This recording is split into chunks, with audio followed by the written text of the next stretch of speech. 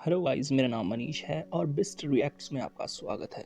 आज हम बात करने वाले हैं एक ऐसी मूवी की जिसका नाम है द पेशेंस स्टोन। मूवी की शुरुआत में हमें दिखाते हैं अफगानिस्तान जो कि युद्ध से ग्रसित है और पूरी तरह जहां पर तहलका मचा हुआ है।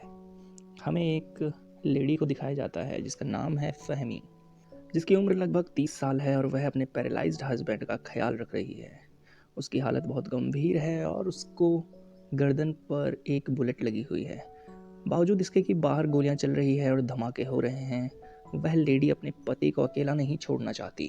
वो रोज़ अपने पति की सेवा करती है और उसको पानी से साफ करती रहती है और उसकी ठीक होने की दुआएं करती रहती है। अपने पति को कोमा से बाहर निकालने का वह पूरा प्रयास करती है और जब उसे लगता है कि उसके पति सांस लेने लगे हैं, इसका मतलब वो उसे सुन सकते हैं। कुछ टाइम बाद उसे महसूस होता है कि वह उसकी बातों का रिस्पॉन्ड नहीं दे रहे हैं, तो वह निराश हो जाती है। डॉक्टर बताता है कि वह जल्द ही पुरानी स्थिति में आ जाएंगे और ठीक हो जाएंगे। लगभग 2 हफ्ते बीत चुके हैं पर अभी भी उसका पति होश में नहीं आया है। फहनी के 2 बच्चियां हैं जो उसकी खुशी का इकलौता कारण है। बच्चियां बहुत भूखी है और अपनी माँ से खाने के लिए पूछती है, पर घर में खाने के लिए बचे केले भी खत्म हो चुके हैं और पानी भी खत्म होने वाला है। उनके शहर में बंदूकधारी मिलिटेंट्स दुश्मनों पर हमला करते हैं और युद्ध करते हैं। वहाँ पर रहने वाले लोगों को अब इस नर्क की आदत हो चुकी है और अब उन्हें धमाकों और बंदूकों की आवाज़ से कोई फ़र्क नहीं पड़ता। अब वह औरत फार्मेसी जाती है और फार्मासिस्ट से दवाइयों की बारे में पूछती है जो उसके पति के लिए उसे चाहिए। फार्मासिस्ट दवा देने से मना कर देता है और उसे जाने के लिए कहता है क्योंकि उसके पास दवाइयों के पैसे नहीं हैं। फहनी के पास कमाने के भी कोई साधन नहीं है। अब फहनी अपने पति को दवाई न देकर नमक और चीनी के पानी देती है ताकि उसकी भूख शांत रह सके। बावजूद इसके कि उसका पति उसका जवाब नहीं देता, फिर भी वह उसे हिलाती है और उससे बातें करती रहती है। वह उसे स्टोर जाने या अपनी आंटी के घर जाने की परमिशन मांगती है। यह जानकर कि उसका पति कोई जवाब नहीं दे सकता, तो वो तैयार होकर अपनी आंटी के घर के लिए निकल जाती है, जो युद्ध के दौरान अफगानिस्तान में ही फंसे हुए हैं। जब वह अपने आंटी के घर पहुंचती है तो वहां देखती है कि वहां पर एक अनजान औरत है और उसकी आंटी वहां पे नहीं है। घर लौटकर वह अपने पति को सारी बात बताती है। उसकी माँ और भाई बमबारी से डरकर पहले ही शहर छोड़ चुके हैं। फहनी और उसकी बच्चियों को भी वो साथ में नहीं ले गए। उन्होंने तो उन्हें बताना भी ज़रूरी नहीं समझा कि शहर छोड़कर वो लोग जा रहे हैं। ठीक 16 दिन पहले उसका पति एक आदमी के घर जाता है जिसने उसकी माँ के साथ बदतमीजी की थी और इंसल्ट की थी। वह आदमी उसका ही साथी होता है और वह फहनी के पति को पीछे से गोली मार देता है। यह जानकर कि अब सिर्फ अल्लाह ही उसके साथ हैं, अल्लाह से प्रार्थना करती है कि उसके पति को ठीक कर दें। वह अपने पति को छोड़ना नहीं चाहती और एक सिंगल मदर की तरह भी अपनी लाइफ इमेजिन नहीं कर सकती। मासूम बच्चों को पता नहीं होता उनके पिता के साथ क्या हुआ है और वह सोचते हैं कि उनके पापा नाराज़ हैं। उनकी माँ उन्हें दिलासा देती है और कहती है कि बेटा सब कुछ ठीक है। फिर फहनी अपने पति के कमरे में जाती है और उसकी देखभाल फिर से करने लगती है। वह लगातार उसका पानी बदलती रहती है और उसके चेहरे और हाथों को साफ करती रहती है। अगले दिन डॉक्टर फहनी के घर जाता है, लेकिन फहनी उसे अंदर नहीं आने देती, यह कहकर कि वह अभी साफ नहीं है और उसके पीरियड चल रहे हैं।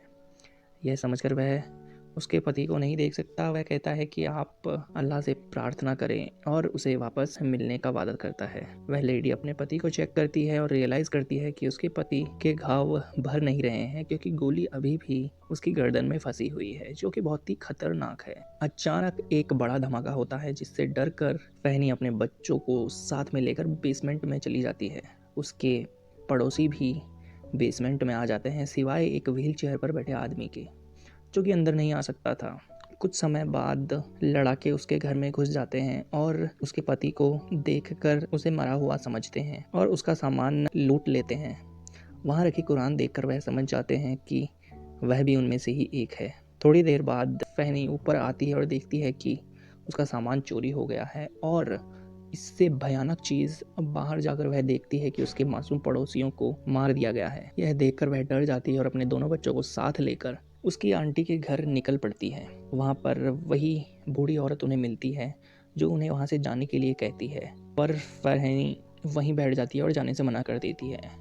तब उस बूढ़ी औरत को उसकी आंटी का एड्रेस उन्हें देना पड़ता है, जो कि शहर के दूसरी तरफ था। जब फहनी उसकी आंटी के घर पहुंचती है तो उसकी आंटी यह देखकर खुश होती है। आंटी, जो कि अब एक वैश्या बन चुकी है, उसे बताती है कि कैसे उसने पुरुषों की ज्यादती सहने के बजाय जिंदगी अपनी शर्तों पर जीने का रास्ता चुना है। वह बताती है कि जब उसके पति को पता चला कि वह अब माँ नहीं बन सकती, बच्चे पैदा नहीं कर सकती, तो उसने अपने ससुर को उसे सौंप दिया, जो उसके साथ ज्यादती करता था और बलात्कार करता था। एक दिन वह औरत अपने ससुर को मार देती है और वहां से भाग जाती है। फहनी अपने बच्चों को अपनी आंटी के घर छोड़कर अपने पति के पास आ जाती है और सारी बात बताती है।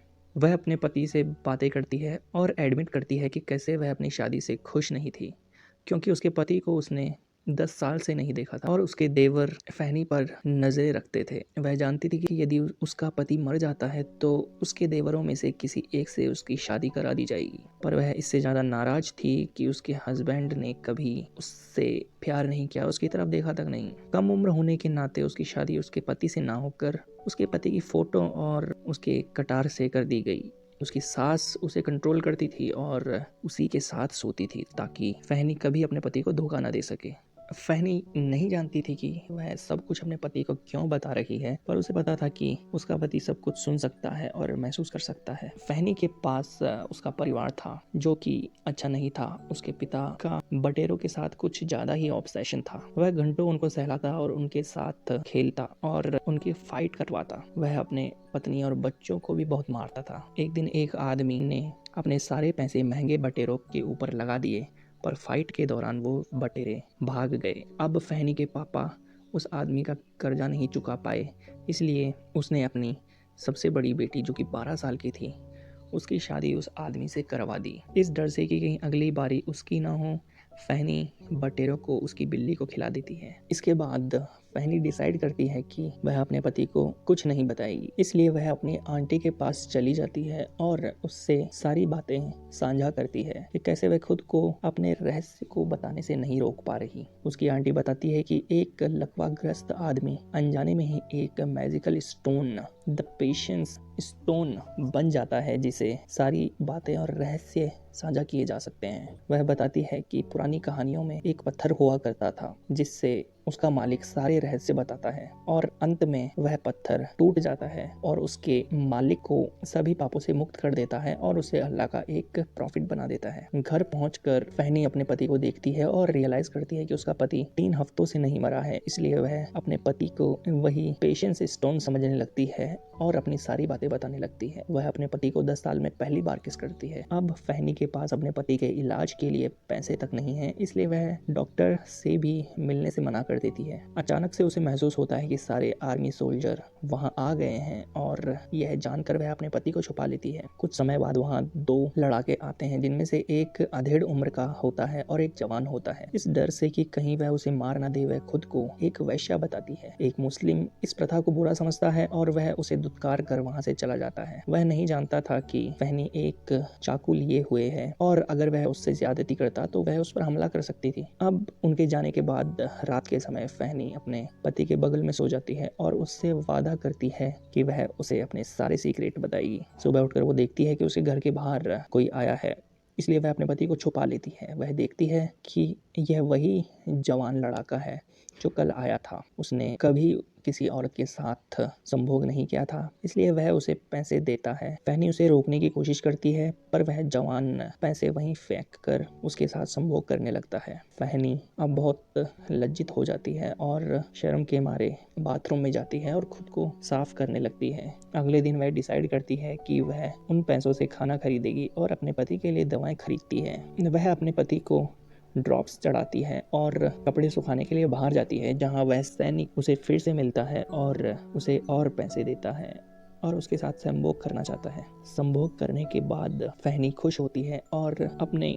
सारी बातें पति को बताती है कि कैसे वह लड़का बिस्तर पर बहुत बुरा है और एक नौसिखिया होने के नाते धीरे धीरे सीख रहा है। कुछ समय बाद उसे रियलाइज होता है कि यह बातें बताने की नहीं होती और वह कुरान को छूकर अपने पापों का प्रायश्चित करती है।